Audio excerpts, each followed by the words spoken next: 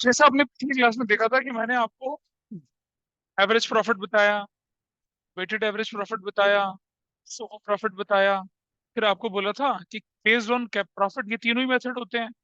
बारी आती है क्या बेस्ड ऑन प्रॉफिट वाले मेथड की। ठीक है, फिर हाँ, क्यों समझाया था पिछली क्लास में? सुपर प्रॉफिट में तो बहुत सारे क्वेश्चंस करे थे, नहीं करे थे?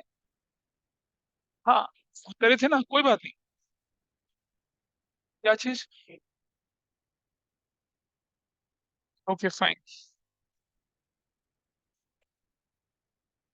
आप लोग अपनी शीट का पेज नंबर 3 खोल लीजिए।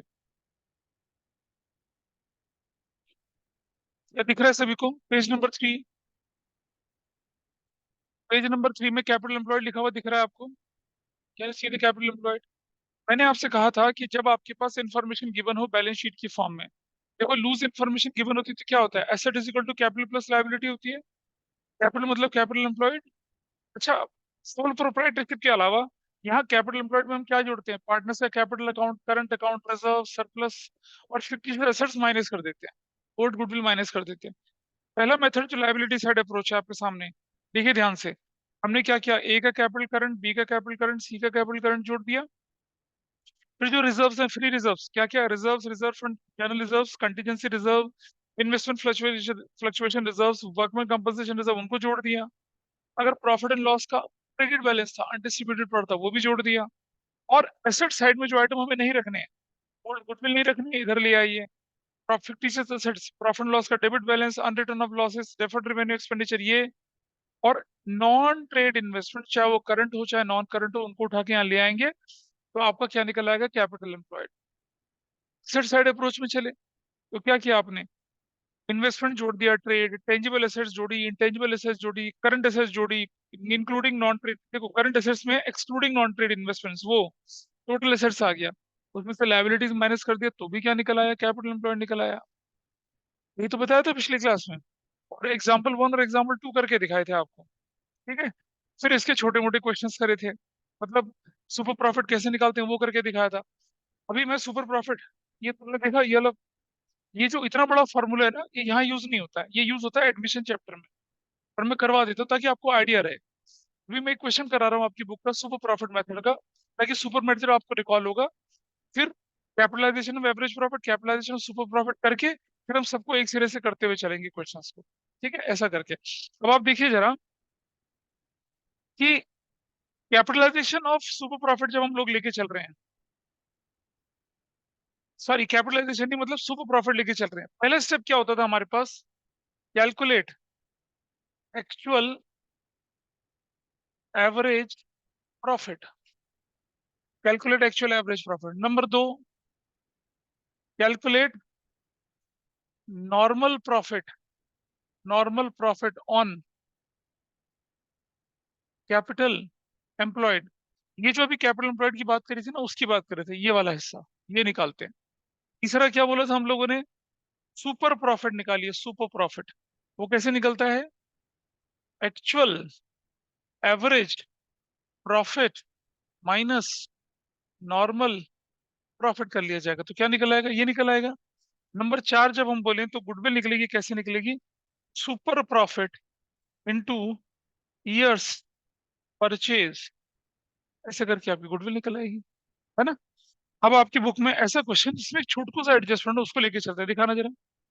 देखिए, बुक है तुम्हारे पास? हाँ, आइए मैं दिखाता हूँ आपको।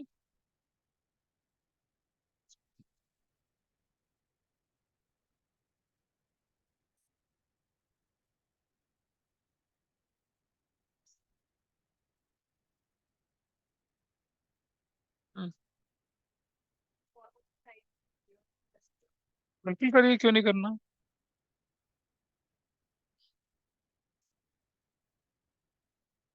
क्वेश्चन नंबर 23 देखिए आप, क्वेश्चन नंबर 23 आपकी बुक का।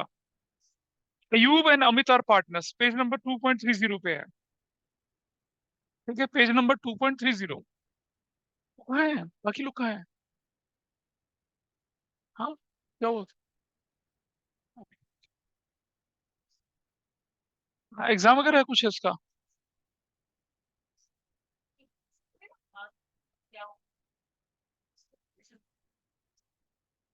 अच्छा, ठीक है, चलो। Call message. Question number 23। देखो, तरीका तो वही करने का है, फॉर्मूले स्टेप्स तो वही है। हाँ जी। हाँ, अयूब अहमद वाला क्वेश्चन। भाई ये अच्छा, कौन है यार, ये किसकी किताब है यार ये? झाके आदमी। 2.34 पर क्वेश्चन नंबर 24। सबसे पहले हम क्या करते हैं, प्रॉफिट की फिगर कैलकुलेट करते हैं। 31 मार्च 20, 31 मार्च 21, 31 मार्च 22, 31 मार्च 23, 31 मार्च 24। ऐसा कर लिया, ठीक है। नाउ सी, 1,50,000 वैल्यू आई। अगली की वैल्यू कितनी आई? 1,80,000 आई। अगली की वैल्यू कितनी आई? 1 लाख आई। अगली की वैल्यू कितनी है आपके पास? 260 है। नेक्स्ट की वैल्यू कितनी है आपके पास? 240 है। ऐसे करके निकला। इंक्लूडिंग एबनॉर्मल लॉस 260 में प्लस कर दिया, एबनॉर्मल लॉस 1 लाख हो गया। इंक्लूडिंग एबनॉर्मल लॉस, सॉरी, इसमें इसमें प्लस, कहता है ना इंक्लूडिंग एबनॉर्मल लॉस। इंक्लूडिंग का मतलब है एबनॉर्मल लॉस ऑलरेडी माइनस हो चुका है इसमें। ठीक करने के लिए क्या करेंगे, इसे प्लस कर देंगे। इंक्लूडिंग एबनॉर्मल लॉस का मतलब यही बना है यहाँ पर। ठीक है जी। कितनी वैल्यू बन गई इसकी? 2 लाख बन गई।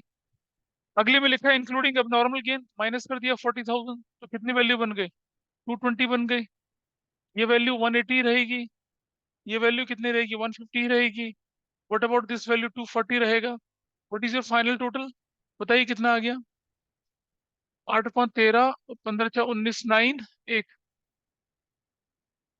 990 आ गया। Got it. अच्छा, तो हमारा एवरेज प्रॉफिट कितना आ गया?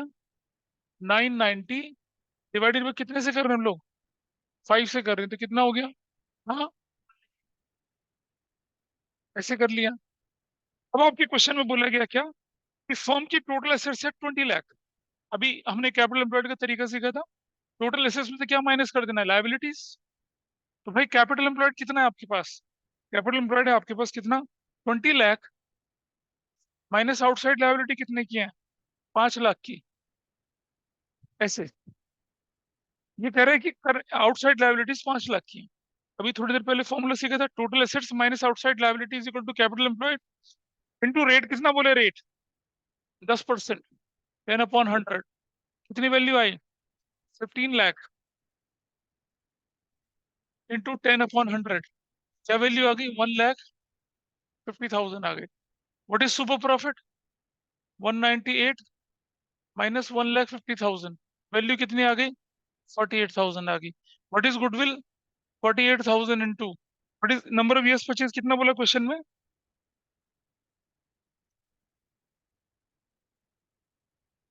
3 ईयर्स परचेज। तो कितनी वैल्यू बन गई? That's your answer. Okay. Super profit इतना आसान। पिछली क्लास में जो बोले ना, सुपर प्रॉफिट नहीं किया था मैंने, हाँ, याद आ रहा है मुझे कि हमने एक दो क्वेश्चन करे थे, उसके बाद छोड़ दिया था। This is there. हो गया सुपर प्रॉफिट। चलो आगे चलते हैं थोड़ा सा, एक और क्वेश्चन लेके चलते हैं।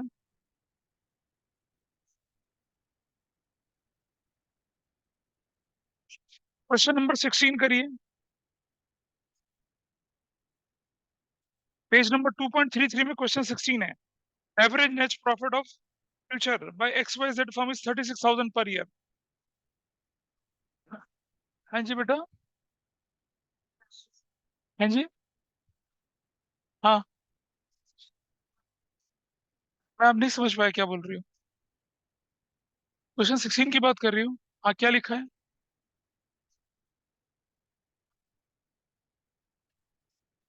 नहीं, अगर वैल्यू दे रखी है तो अलग से निकालेंगे। अब क्वेश्चन में अगर दे रखा है एवरेज प्रॉफिट, तो उसी को लेके चलेंगे। वही तो करना है। Remuneration is an operating expense. तुम्हें कुछ डाउट लग रहा है इस पे? Remuneration is operating expense, minus करना था। चाहो तो हर साल माइनस कर दो, और चाहो तो एवरेज में से एक बार माइनस करो, दोनों का मतलब सेम ही आएगा। देखो, अगर हर साल माइनस करते हैं तो 6,000 6,000 6,000 6,000, एवरेज में भी 6,000 ही आना है। तो क्यों ना एवरेज निकाल के एक बार 6,000 माइनस कर दो। ऐसा करना है इसको। मतलब प्रॉफिट को तो ऑपरेटिंग प्रॉफिट बनाना पड़ेगा ना आपको। करिए क्वेश्चन नंबर 16 जल्दी से। I hope this question is okay with everybody. Rushil Akshat, ये क्वेश्चन ठीक है, आप लोगों को समझ में आएगा ये वाला। जी सर।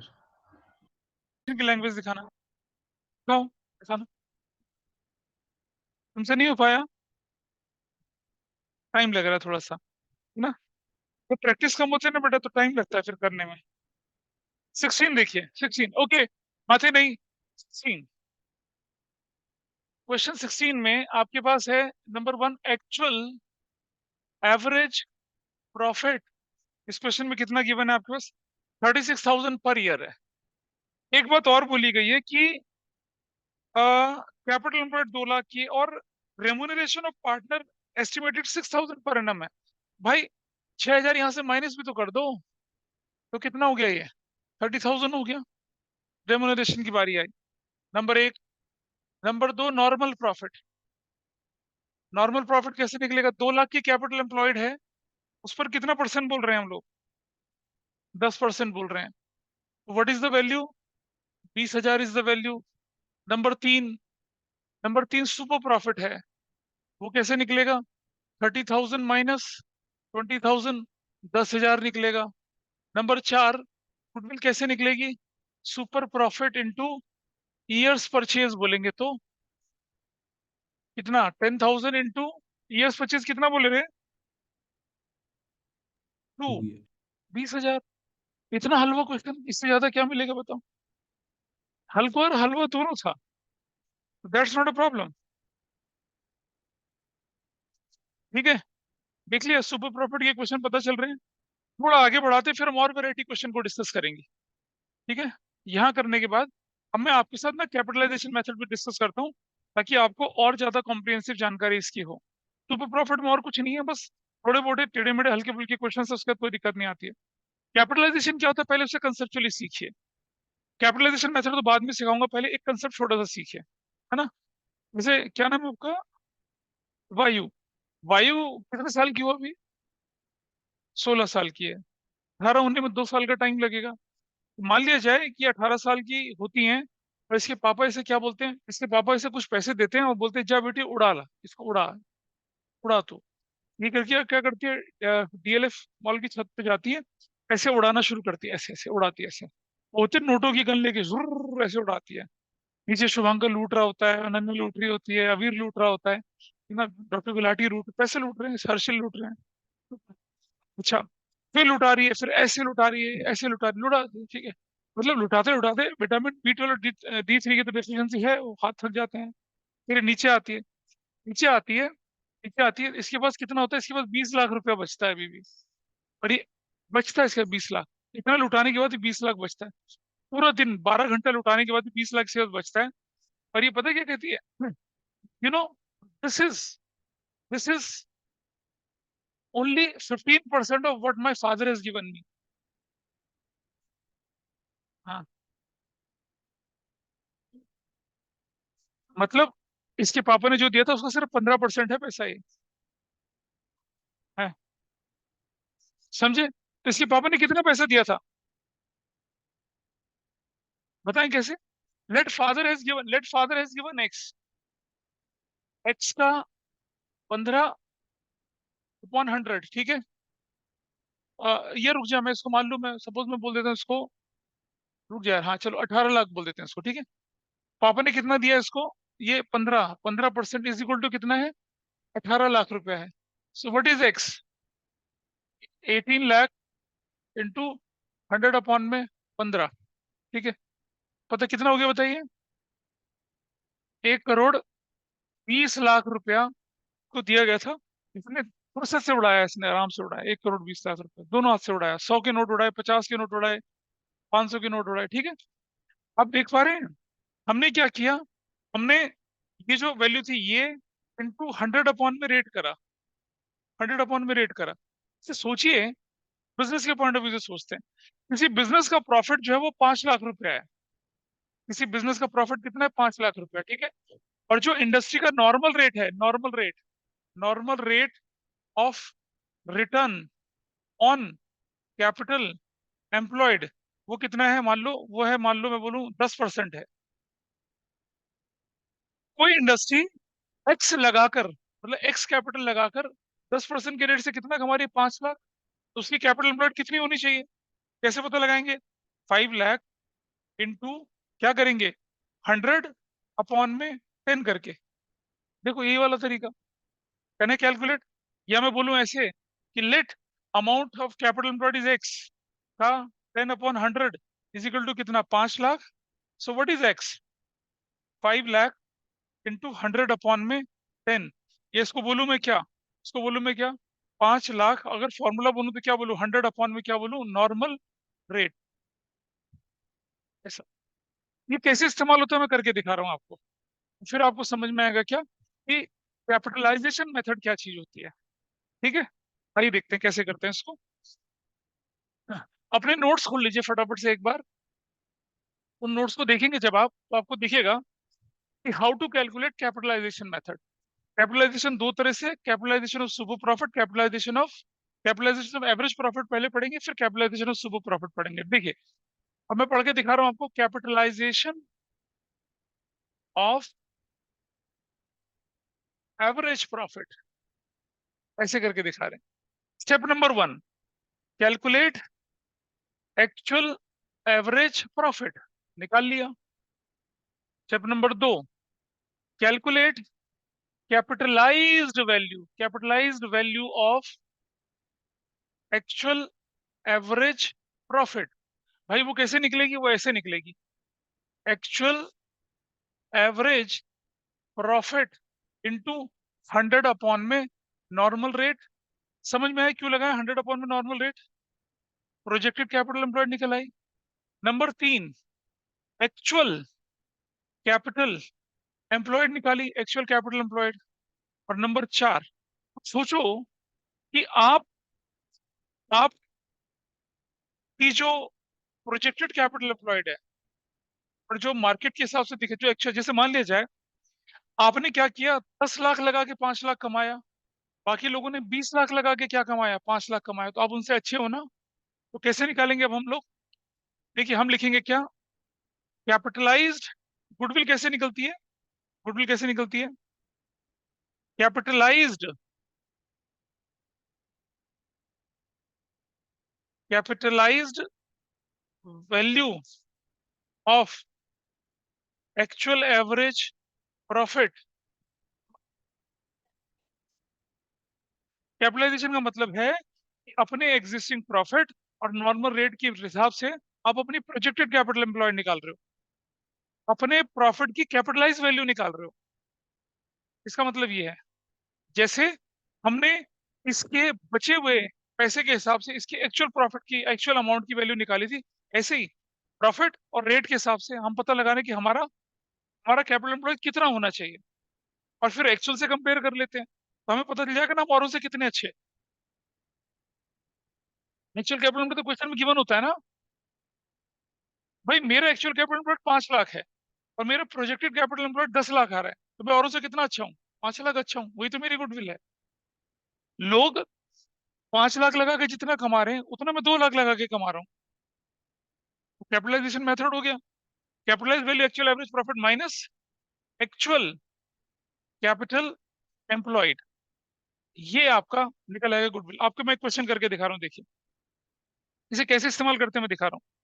जैसे देखिए आपके पास एक क्वेश्चन है, क्वेश्चन नंबर 28।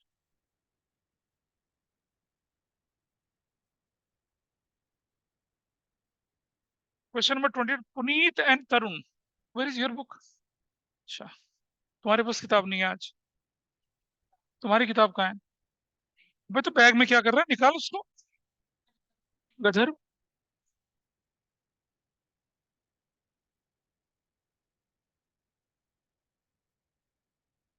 हाँ जी, पेज नंबर बोलिए कितना है? हाँ, 2.35, नाइस। देखिए कौन सा क्वेश्चन बोला मैंने, 28। पुनीत और तरुण रेस्टोरेंट का बिजनेस चलाते थे, उनकी फिक्स कैपिटल का बैलेंस था 2,50,000 रुपया, करंट अकाउंट का बैलेंस था 30/20, कोई लायबिलिटी नहीं थी। तो कैपिटल एम्प्लॉयड कैसे निकली उनकी भाई, एक्चुअल कैपिटल एम्प्लॉयड यहाँ निकालूं, कैसे कैसे निकला बताइए। उनकी कैपिटल की वैल्यू कितनी, 250 इंटू 2 प्लस उनका करंट अकाउंट कितना था, 30,000 प्लस 20,000, बताइए कितना, 5 lakh. 5,50,000 is their actual capital employed. Everybody is okay.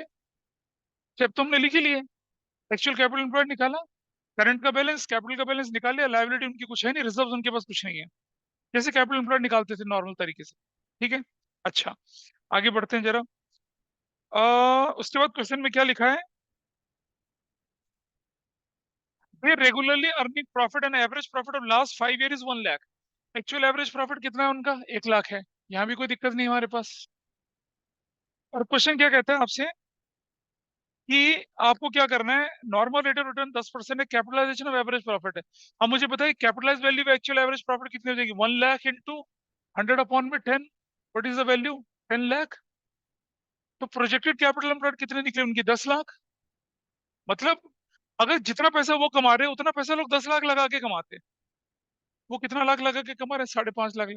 कितने अच्छे हैं औरों के मुकाबले। तो क्या लिखूंगा, 10 लाख माइनस, माइनस कितना, 5.5 lakh, what is your value, 4,50,000, that's your answer.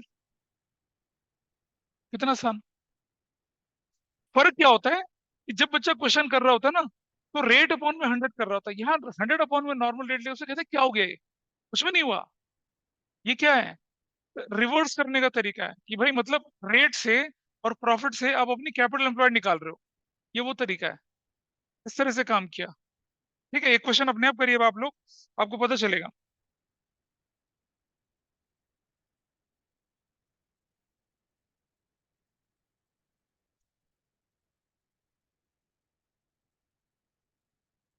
ये क्वेश्चन नंबर 27 करिए,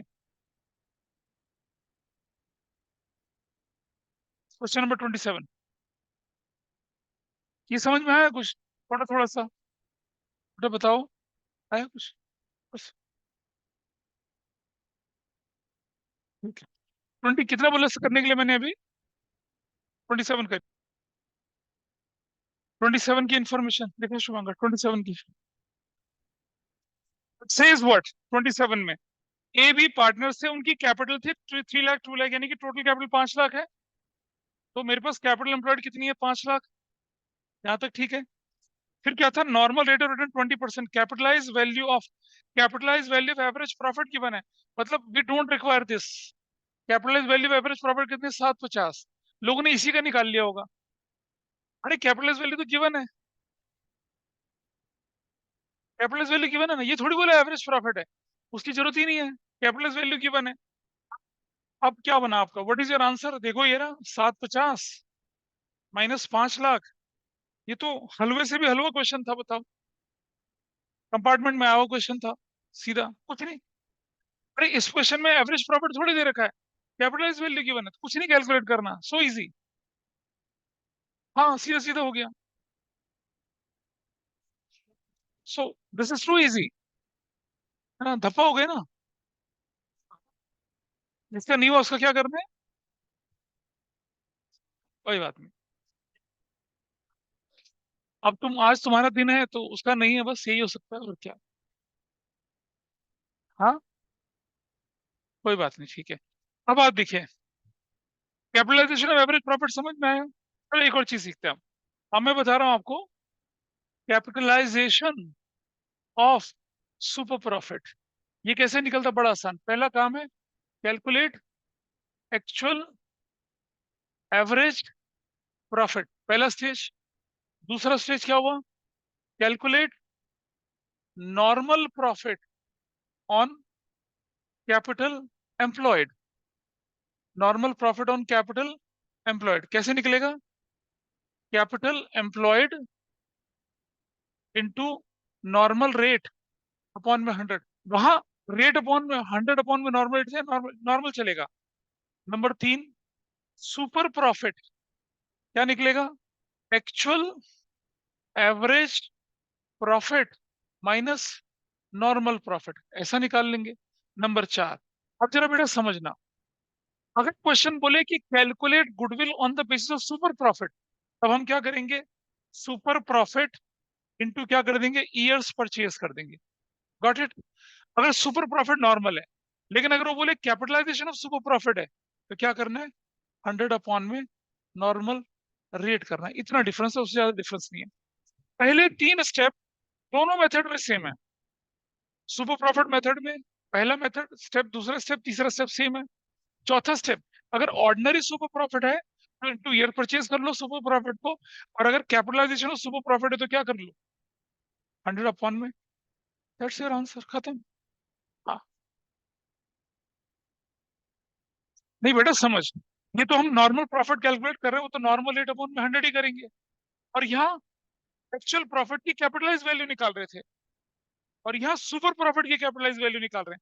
तो जब भी आप कैपिटलाइज वैल्यू निकालेंगे एवरेज प्रॉफिट की, तो क्या करेंगे? 100 अपॉन में रेट करेंगे।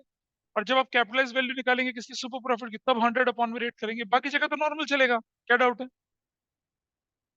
इससे? अरे भाई समझ, अगर सिर्फ सुपर प्रॉफिट मेथड से, सुपर प्रॉफिट मेथड बोला है, तो 3 स्टेप सेम है। चौथे स्टेप में super profit in year purchase करेगा, यू गॉट योर वैल्यू। अगर बोले कैपिटलाइजेशन सुपर प्रॉफिट है, 3 स्टेप सेम है। चौथे स्टेप में आके आपको क्या करना है? जब ईयर परचेज मल्टीप्लाई करते हैं तो वो नहीं करना, उसी जगह 100 अपॉन में रेट करना है। अरे यार कैसी बात कर रहा है? कैपिटलाइजेशन ऑफ सुपर प्रॉफिट का क्या मतलब है? ईयर परचेज का मतलब ही नहीं है, उसमें ईयर परचेज भूल जाओ। इसलिए ये क्वेश्चन, आइए देखिए मैं बताता हूँ आपको।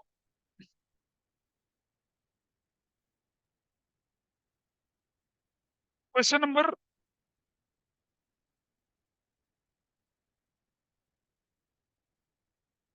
क्वेश्चन नंबर 30 करिए। क्वेश्चन नंबर 30 करिए पहले। ये लीजिए, 30 पेज नंबर है 2.35। क्वेश्चन नंबर 30 पेज नंबर 2.35, ये करिए। क्वेश्चन नंबर क्या था ये? क्वेश्चन नंबर कितना है? हाँ, 30 पेज नंबर। अब मुझे बताइए सबसे पहले इंफॉर्मेशन, एक्चुअल एवरेज प्रॉफिट कितना है? एक्चुअल एवरेज प्रॉफिट कितना क्वेश्चन में गिवन है? बताइए। हाँ, अरे कोई, 4 लाख। हाँ ठीक है। Number 2, normal profit on capital employed. तो कैपिटल एम्प्लॉयड कितनी क्वेश्चन में बताइए? 40 लाख माइनस 720, तो क्या वैल्यू निकल कर आई? इनटू रेट कितना है? 100, तो व्हाट इज योर वैल्यू? 3,28,000 कैसे हो जाए? 32,80,000 का 10/100 इज व्हाट? 3,28,000 निकल आया। Number 3, super profit is equal to क्या? Actual average profit minus normal profit, तो कितना आया बताइए? 4 लाख माइनस 328, क्या वैल्यू निकल कर आई? 72,000। अब जरा समझना, फिर समझना। केस 1, सुपर प्रॉफिट क्या है? सॉरी, केस 1 में goodwill is equal to what? Super profit into years purchase, into क्या? Years purchase. बताइए 72,000 ईयर्स परचेज कितना है? ये तो क्या वैल्यू आई? 216, ये आ गया। और जब बोले हम क्या? कैपिटलाइजेशन ऑफ सुपर प्रॉफिट, वो कैसे निकलेगा? सुपर प्रॉफिट इंटू 100 अपॉन में नॉर्मल रेट। सुपर प्रॉफिट कितना था? 72,000। 100 अपॉन में 10 करूंगा तो कितना वैल्यू आ जाएगी? 7,20,000। That's your answer. तो वो जो तुम गड़बड़ कर रहे थे वो ये थी। अगर बोले क्या नॉर्मल सुपर प्रॉफिट, तो सिर्फ ईयर परचेज से मल्टीप्लाई करिए। अगर बोले क्या कैपिटलाइजेशन, तो क्या करना पड़ेगा? 100 अपॉन में रेट करके करना पड़ेगा। ये ऐसा हो गया, ठीक है। चलिए, आई मिस्ड, मुझे लगा कि मैंने आपको कैपिटल एम्प्लॉय ढंग से समझा दिए। अब अपने नोट्स के पेज नंबर 3 पे दोबारा से पहुंचिए एक बार। जहाँ कैपिटल एम्प्लॉयड लिखा हुआ है, उस शब्द को पढ़ते हैं पहले, ठीक है, और ध्यान से देखते हैं कैसे। ये, this is okay with everybody? सबने लिख लिया इसको? दोनों तरीके को लिख लिया? बता दूं इसे? चलिए,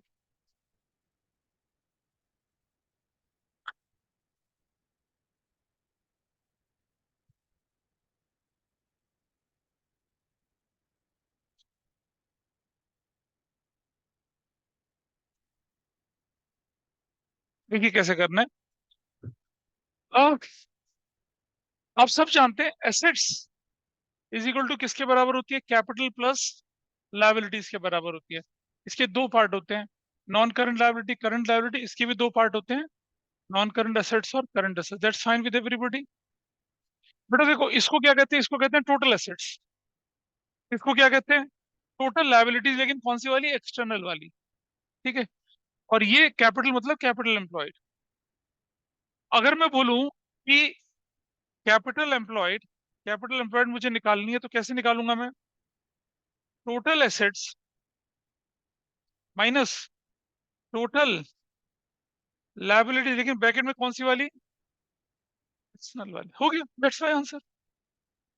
निकल गया। इतना आसान है। तो कैपिटल एम्प्लॉयड निकालने के तरीके, जब आपके पास फुल फ्लेश बैलेंस शीट दे रखी हो, तो दो तरह से होता है। एक को कहते हैं एसेट साइड अप्रोच, और एक को क्या कहते हैं लायबिलिटी साइड। जैसे मैंने शुरू शुरू में बहुत डिटेल बताया था, मैंने सोचा कि मैंने कल की क्लास में करवा दिया आपको, लेकिन नहीं कराया था। पेज नंबर 3 को एक बार डिटेल में देखते हैं। आइए दोबारा से पढ़ते हैं।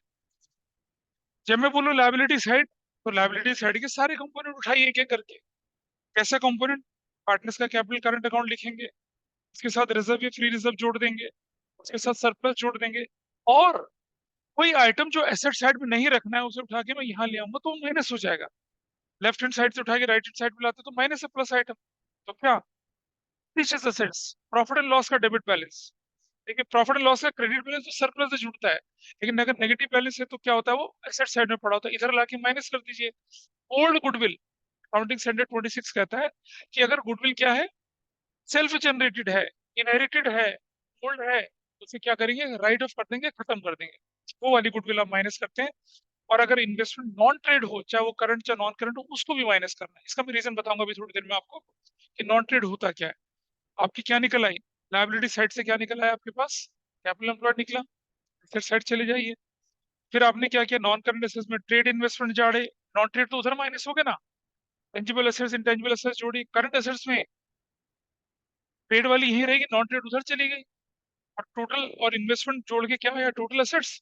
देखो बेटा, टोटल एसेट्स में से क्या माइनस कर दिया? लायबिलिटीज। कौन सी वाली? एक्सटर्नल वाली। के बस क्या निकल आया? कैपिटल एम्प्लॉयड निकल आया।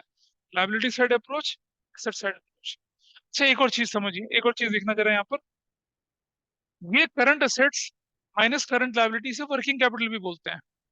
Current assets minus current liability working capital भी बोलते हैं। तो जब मैं क्या करूंगा? नॉन करंट एसेट्स जोड़ता हूँ और करंट माइनस करंट लायबिलिटी जोड़ता हूँ। Non current assets plus working capital minus non current करूंगा तो भी मेरे पास कैपिटल एम्प्लॉयड निकल कर आएगा। इसको मैं क्यों इतना डिटेल में समझा रहा हूँ? आप जब थर्ड बुक पढ़ेंगे ना, अभी रेशियो एनालिसिस करेंगे, सब इसका अच्छा खासा इस्तेमाल होता है। जरा समझिए। जब मैं पार्टनरशिप की बात करूंगा, तो कैपिटल एम्प्लॉयड कैलकुलेट करते समय total assets minus total liability external होती है। लेकिन जब हम कंपनी की बात करेंगे, तब क्या होता है पता है क्या? Total assets minus current liability होती है। यानी कि जब कैपिटल एम्प्लॉयड को मैं कंपनी अकाउंट के पॉइंट से पढ़ूंगा, तो उसमें ये हिस्सा जुड़ जाएगा, ये वाला हिस्सा, ये हिस्सा जुड़ेगा। मतलब capital employed plus non current liability मिला के कैपिटल एम्प्लॉयड बनेगा। लेकिन पार्टनरशिप में क्या होता है? सिर्फ और सिर्फ कैपिटल इज कैपिटल एम्प्लॉयड, ये वाला हिस्सा नहीं होता। तो जब मैं total assets minus total liability करता हूँ पार्टनरशिप में, total assets minus current liability करता हूँ किसमें? कंपनी अकाउंट में। तो कंपनी अकाउंट का तो कंपनी अकाउंट में देखेंगे। आज की सिचुएशन ये है, capital employed is what? Total assets minus total liability. अभी ये क्वेश्चन में देखा था आपने, total assets minus total liabilities करके, वैसा करके हम लोगों को दिखता है ये बात। ठीक है, दिस इज फाइन। अच्छा, अब जरा चलें जरा, जो नॉन ट्रेड इन्वेस्टमेंट है इसे क्यों नहीं इंक्लूड कर रहे हैं? इसका क्या मतलब होता है?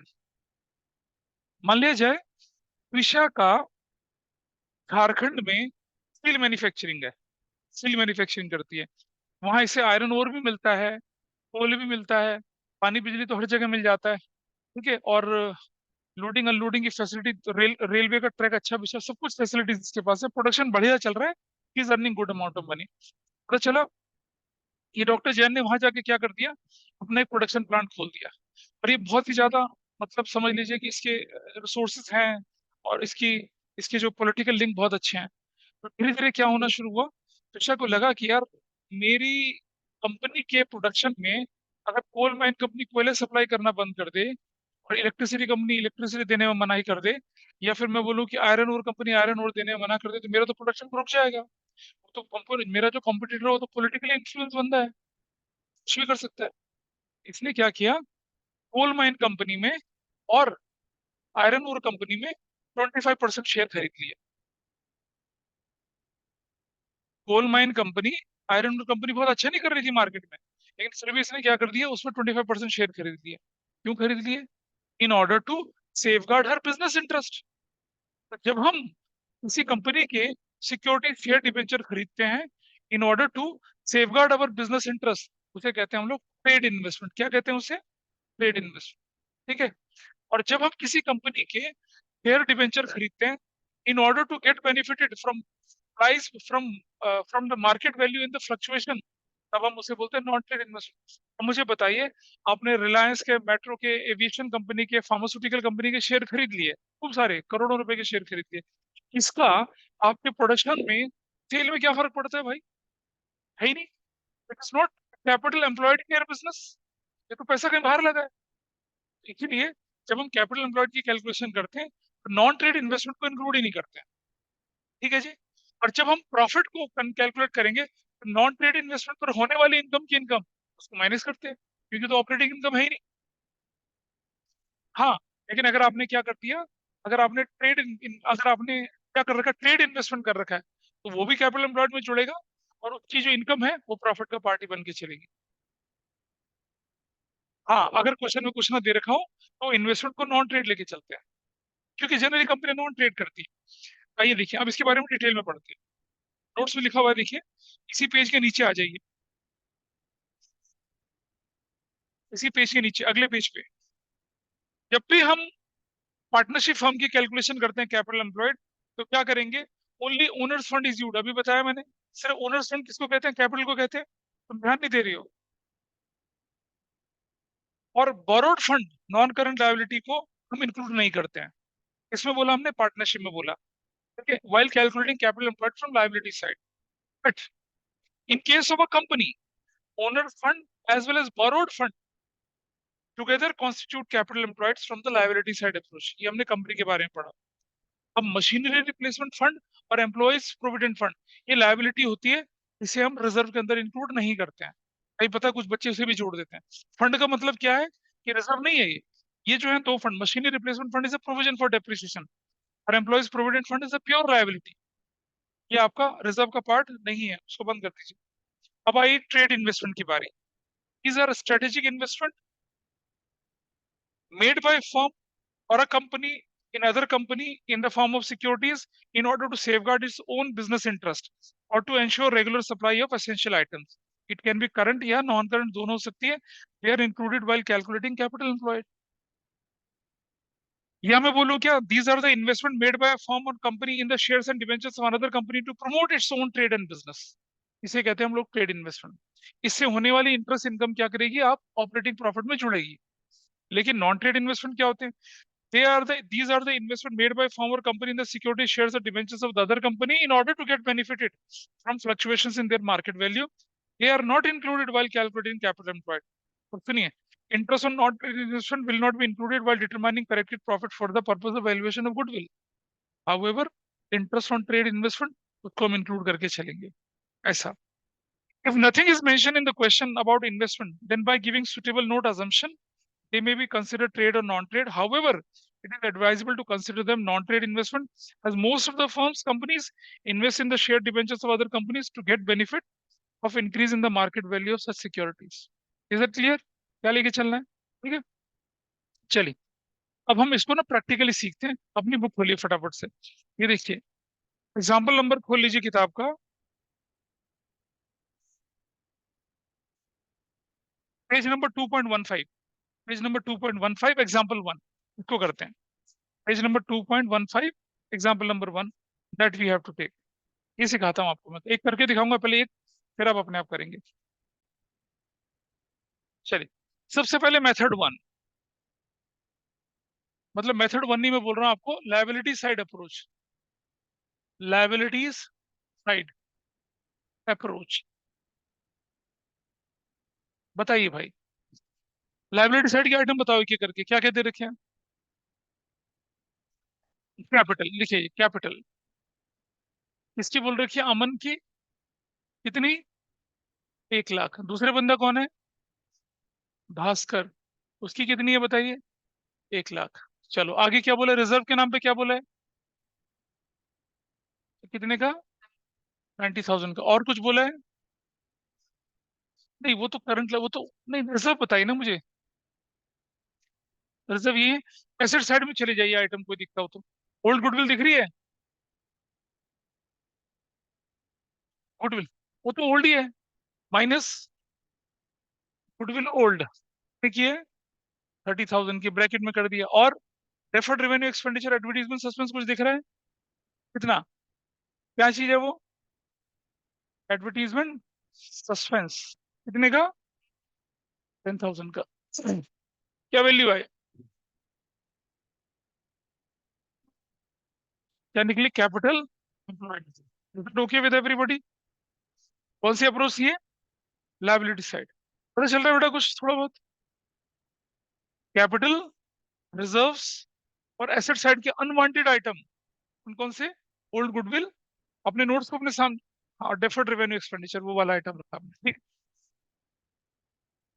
नहीं, वो दूसरे मेथड में आते हैं ना, इसमें थोड़ा यूज होते हैं। अब आइए आपके पास कौन सी, assets side approach, method one, ये दो तरह से करके दिखाऊंगा, मेथड वन इधर, मेथड टू, मेथड टू। आइए देखें जरा, बताइए बेटा। सबसे पहले मुझे बताइए, लूज एसेट्स उठा लीजिए, लूज एसेट्स। पहली एसेट्स कौन सी है, हाँ, लैंड एंड बिल्डिंग कितने की है, 1,50,000 का। अगला आइटम बोलिए क्या है, इन्वेस्टमेंट। इन्वेस्टमेंट के ब्रैकेट में ट्रेड लिखा है, नॉन ट्रेड लिखा है, तो जोड़ेंगे कितने का। अगला आइटम बोलिए, गुडविल को नहीं इंक्लूड करना। अगला आइटम, स्टॉक कितने का। अगला आइटम बोलिए, हाँ, डेटर्स कितने के, 70,000 के। अगला आइटम, कैश एट बैंक, कितने का। अगला आइटम बोलिए, हो गया। चलो चलो चलो, टोटल एसेट्स आप देख रहे हैं, वो एलिमेंट जो हमने इधर भेजे इंक्लूड ही नहीं करा उसके अंदर। टोटल कितना हो गया, 2 लाख, 3,50,000, माइनस लाइबिलिटीज। बताइए कौन कौन सी थी, क्रेडिटर थे शायद एक, कितने के,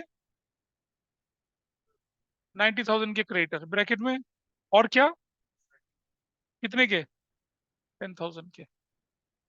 व्हाट इज योर वैल्यू, 250। क्या निकला है आपके पास, कैपिटल एम्प्लॉयड निकल आया। इसे कहते हैं एसेट साइड अप्रोच।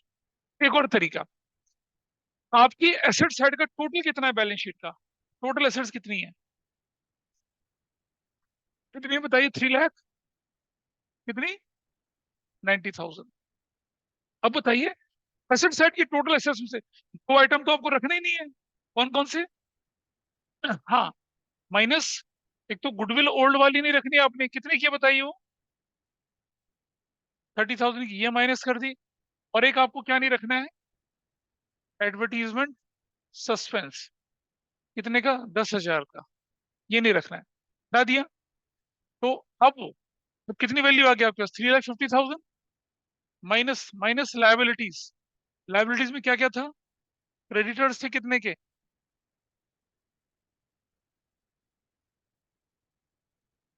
90,000 के।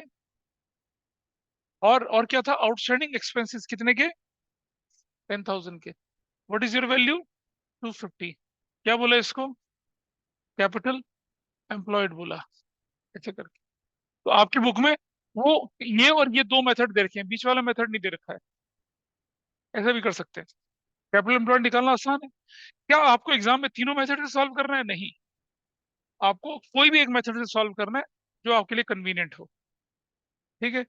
एग्जाम्पल वन आपके सामने सिखाया, अब बुक का एग्जाम्पल टू आप अपने आप करिए, करिए अपने आप एग्जाम्पल टू अपने आप करिए कोशिश।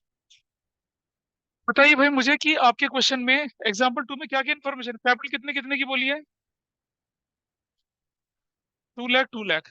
जनरल रिजर्व कितने के? 1 और क्या था यहाँ माइनस?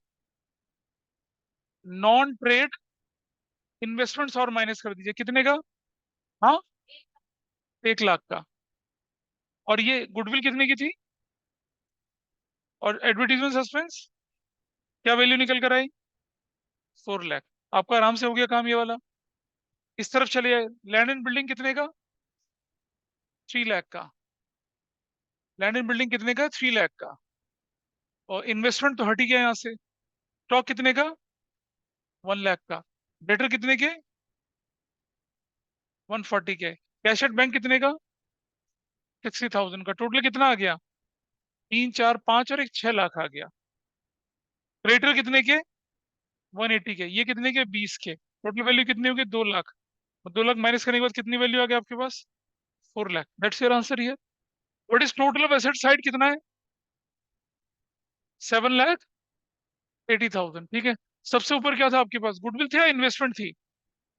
Minus investments. कौन सी वाली? नॉन ट्रेड कितने की? 1 लाख। तो व्हाट इज दिस वैल्यू? ये वैल्यू कितनी आ गई? 60। What is this value? 20। तो टोटल कितना आ गया आपके पास? हाँ, 6 लाख आ गया। और ये कितना था आपके पास? 180। ये कितना था आपके पास? 20। ये वैल्यू कितनी आ गई आपके पास? 4 lakh. That's your answer. Capital employed निकालना कितना आसान है। आपको किसी एक तरीके से करना है, मैंने 3 तरीके से करके दिखाया। ये वाला तरीका आपकी बुक में है, ये वाला तरीका आपकी बुक में, ये वाला तरीका नहीं, ऐसे भी कर सकते हैं, है ना। आप पोल्यूटेड आइटम को उठाओ मत, सीधा आगे बढ़ जाओ क्वेश्चन में। ऐसा करके कर सकते हैं। तो कैपिटल एम्प्लॉयड कैसे निकलती है उसका तरीका सीखा, दिखाइए जरा एक बार। हाँ, एक और छोटा सा कंसेप्ट सीख रहे हैं, इसे कर लीजिए पहले, फिर मैं आगे बढ़ाता हूँ, इसे नोट कर लीजिए। अब क्या होता है देखिए आपके पास, क्या कोई मुझे बताएगा what is the formula for cost of goods sold? बचपन में सीखा था। सेल्स माइनस ग्रॉस प्रॉफिट, नहीं वो वाला नहीं, वो तो शॉर्टकट बता दिया तुमने, बड़ा वाला। हाँ, देखो बेटा समझो, प्रॉफिट मैंने बोला, वो बोलते थे क्या? Net sales minus cost of goods sold, यही तो होता है। ऐसा करके चलते हैं हम लोग, ठीक है। मान लिया जाए कि ये है 10 लाख रुपए की, और ये कितने की है? 6, ये है मान लो कितने की? 8 लाख रुपीज की। तो आपके पास प्रॉफिट कितना हो गया? 2 लाख ग्रॉस प्रॉफिट बोला उसको। यहां मैं बोलूं क्या? कॉस्ट ऑफ गुड्स सोल्ड इसके बराबर है opening stock plus net purchases plus direct expenses minus closing stock. ऐसे करके निकला। और मान लिया मैंने बोला ओपनिंग स्टॉक कितने की आपके पास है? सपोज 2 लाख की। 3 लाख की आपके पास कितनी है? परचेजेस है। 5 लाख का आपके पास क्या है? माइनस 2 लाख का आपके पास क्या है? मान लो इसको मैं कर दूं यहाँ पर 6 लाख और 1 लाख। 2 लाख 5, इसको 10 ही करना चाहिए मुझे, 10। ठीक है। और ये कितना हो जाए? 5 3 8 10। और मैं अगर 1 लाख यहाँ कर दूं तो मेरा कितना हो जाएगा? 9 लाख, है ना। ये कितना हो जाएगा? 1 लाख। Got it? ये ठीक है कहानी? Agree with everybody? तो हाइपोथेटिकल एग्जांपल लिया। सुनो, घबरा मत, कोई फर्क नहीं पड़ता। जो हो गया उसका कुछ थोड़ी कर सकते हैं, आगे नहीं करना है उसका। तो opening stock plus purchase plus direct expense minus closing stock, ऐसा कर दिया हम लोगों ने, ठीक है। मेरा क्वेश्चन कहता है मुझसे कि opening stock is over valued by 1 lakh. क्या हुआ? ओपनिंग स्टॉक की वैल्यू मैंने ओवर वैल्यू कर दी, यानी कि ये 2 की जगह कितना हो गया? 3 लाख प्लस 3 लाख। तो 3 और 3 6 5 11 चला गया। तो मेरी वैल्यू कितनी हो गई? 10 लाख। आप समझ पा रहे हैं क्या हो रहा है? मेरा cost of goods sold 1 lakh से बढ़ गया। ये कितना हो गया मेरा? तो ये तो यार आंसर ही 0 हो गया, मजा नहीं आया इसमें तो कुछ। मैं इसको 50,000 से बढ़ा देता हूँ, ठीक है। तो कितना हो जाएगा? 250। इससे 250 हो जाएगा तो यहाँ कितना हो जाएगा? 9.5 हो जाएगा। 9.5 हो जाएगा तो ये वैल्यू कितनी हो जाएगी? 9.5 हो जाएगी। ये कितना हो जाएगा? 50,000 हो जाएगा। मतलब जब ओपनिंग स्टॉक ओवर वैल्यूड हुआ तो मेरा प्रॉफिट क्या हुआ? कम हुआ। मुझे ठीक करना। और क्या ये मेरी ऑपरेटिंग एक्टिविटी है? नहीं ना। तो मुझे कैसे ठीक करना पड़ेगा इसे? How will I correct it? Add करके। माइनस कैसे कर रहा है भाई? प्लस करेगा तभी तो प्रॉफिट बराबर आएगा। अगर तुम्हारा ओपनिंग स्टॉक ओवर वैल्यू हो गया, उसकी वजह से तुम्हारा प्रॉफिट कम हो गया ना? नहीं, वो प्रॉफिट कम। ओपनिंग स्टॉक बढ़ने से मेरी कॉस्ट ऑफ गुड्स सोल्ड बढ़ गई, उसकी वजह से मेरा प्रॉफिट कम हो गया। मैं कैसे ठीक करूंगा इसे? अपने प्रॉफिट को बढ़ा के। अगर कहता है आपसे कि ओपनिंग स्टॉक अगर बढ़ जाए तो आपको कैसे करेक्ट करना है? उसको ऐड करके करेक्ट करना है। प्रॉफिट में कैसे करेक्शन करनी है? ऐड कर दीजिए उसको, प्रॉफिट ठीक हो जाएगा। इसी तरह से अगर ओपनिंग स्टॉक मेरा घट जाए तो मैं कैसे ठीक करूंगा उसको? लेस करके ठीक करूंगा। मैं और एग्जांपल की तरह से दिखा, इसी तरह से क्लोजिंग स्टॉक में इसका उल्टा होगा भाई, बताइए। क्लोजिंग स्टॉक अगर बढ़ जाए मैं कैसे ठीक करूंगा? लेस करके ठीक करूंगा। और अगर क्लोजिंग स्टॉक मेरा अंडर वैल्यूड हो जाए तो कैसे ठीक करूंगा उसको? ऐड करके ठीक करूंगा। अपने नोट्स को देखिए एक बार, समरी टेबल बना रखी है आपके सामने। लॉजिक मैंने बता दिया, क्या लॉजिक लगता है? और देखिए आपको कैसे याद रखना है इसे। देखिए आपके सामने है, when profit is to be adjusted, opening stock over valued, जिससे कॉस्ट बढ़ गई, जिससे प्रॉफिट डिक्रीज हो गया, कैसे करेक्शन करेंगे भाई? करेक्शन या एडजस्टमेंट कैसे करेंगे?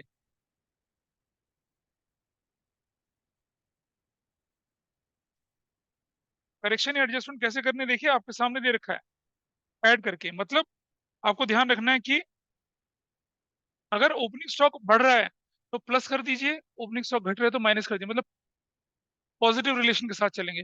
लेकिन क्लोजिंग स्टॉक अगर बढ़ रहा है तो माइनस करिए, और घट रहा है तो प्लस करिए। You will adjust your figures.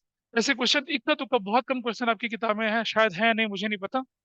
इसी तरह से अगर आपके पास क्वेश्चन में क्या दे रखा है, लॉस दे रखा है, क्या करें? Loss is to be adjusted. क्या बोलता है क्वेश्चन? आपको क्या करना? लॉस। अगर ओपनिंग स्टॉक ओवर वैल्यूड है तो लॉस में ऐड कर देंगे, वहां प्रॉफिट में ऐड करते थे, लॉस में ऐड करेंगे। और अगर ओपनिंग स्टॉक घट गया तो लॉस में उसको माइनस करेंगे। और उल्टा इसका क्या होता है? Closing stock. This was the last concept. ठीक है। और एक और चीज, अगर क्वेश्चन में कुछ ना मेंशन हो तो जो स्टॉक गिवन है उसे क्लोजिंग स्टॉक मानेंगे। क्या मानेंगे उसको? क्लोजिंग स्टॉक मानेंगे। और एक और मजेदार चीज, अगर क्लोजिंग स्टॉक इस साल का है तो वो ओपनिंग स्टॉक अगले साल का होगा। और अगर ओपनिंग स्टॉक इस साल का है तो क्लोजिंग स्टॉक पिछले साल का होगा। यानी कि इसका इम्पैक्ट अगले और पिछले साल पे भी पड़ता है। ठीक है। कैसे पड़ता है? उससे रिलेटेड क्वेश्चन देखते हैं। हाँ बिल्कुल, बहुत समझदार। ऐसे ही होगा। आपकी बुक का क्वेश्चन नंबर 22, पेज नंबर कितना? 2 पॉइंट। हाँ, क्वेश्चन 22, पेज 2.34 करके देखिए। इसमें सिर्फ स्टॉक लिखा हुआ है ना, तो कौन सा मान के चलेंगे इसे? क्लोजिंग स्टॉक मान के चलेंगे। करिए इसे। अब आपकी बुक के सारे क्वेश्चन आपकी ग्रिप में, और ये 3 छोटे से हल्के फुल्के से मच्छर छाप क्वेश्चन आपके लिए हैं, ये आपको करने हैं, है ना? इनको करने में मजा आएगा आप लोग। ये एंजॉय। अभी नहीं करना, घर में करेंगे। मतलब बुक के क्वेश्चन आपको करने हैं पूरे, वो आप कर पाएंगे, और ये तीनों क्वेश्चन करेंगे। इनमें थोड़ा सा पैर दुखेंगे, घुटनों में दर्द होगा, लेकिन कोई बात नहीं, you just have to try. करना जरूर से है, ठीक है? ऐसा करके। तो बस इतना ही आज के लिए।